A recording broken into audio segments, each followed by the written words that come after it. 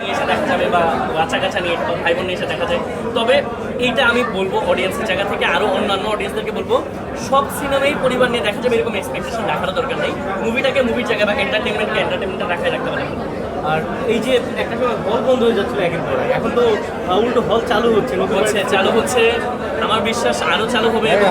আমি তো এই যে স্টার সিনেপ্লেক্স আসলাম খুলনাতে, মানে যাদের বড় বড় ফান্ড আছে, বড় বড় মানুষের বড় বড় কারবার, তাদের উচিত কি আরও ইনিশিয়েটিভ নিয়ে পুরো বাংলাদেশে বিভিন্ন হলে হলে করার। কারণ আমি যেটা বুঝি অডিয়েন্স, মানে আমার তো অডিয়েন্স আছে গানের অডিয়েন্স, হ্যাঁ, তো অডিয়েন্সরা বিভিন্ন জেলা শহরগুলোতেও দেখতে চাই একটু ভালো হল হোক, একটু এসি থাকুক, একটু প্রপার ভালো সিটটা থাকুক। সো আমার মনে হয় হল হলে বাংলাদেশের মুভি চলবে। এবং বরবাদ দেখে যেটা মনে হচ্ছে স্পেশালি যে ভারতের মুভিকে আমরা হয়তো খুব বেশি দিন সময় লাগবে না টক্কর দিতে পারবো।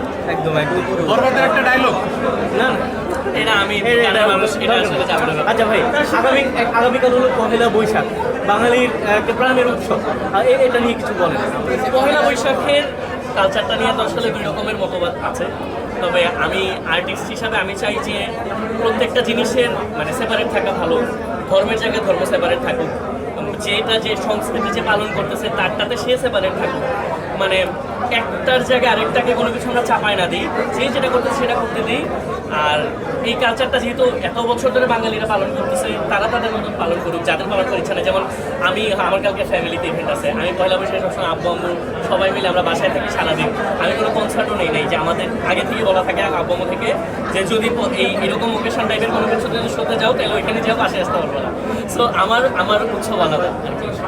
একটা পয়লা বৈশাখের শুভেচ্ছা বার্তা দিয়ে শেষ করি। হ্যাঁ, পয়লা বৈশাখের শুভেচ্ছা বার্তা সবাইকে, এবং বাঙালির যে উৎসব মানে বছর পর বছর ধরে অব্যাহত থাকুক। আর আমাদের দেশে তো এখন বাংলাদেশ 2.0, সো এইসব মানে গুড নিউজ দেখতেছি সোশ্যাল মিডিয়াতে, খুবই ভালো লাগতেছে। আমি চাই যে এটা অব্যাহত থাকবে না। শুধু আমি না, আমার মনে হয় যারা সাংবাদিক আছে বা যারা ভাইরা আছে সবাই মনে হয় প্রতিদিন নতুন নতুন ভিডিও দেখতেছি, ভালো ভালো নিউজ আসুক সামনে, নতুন নতুন কালচারগুলো আরও সমৃদ্ধি থাকে, সেগুলো থাকুক, ভালো হোক বাংলাদেশ।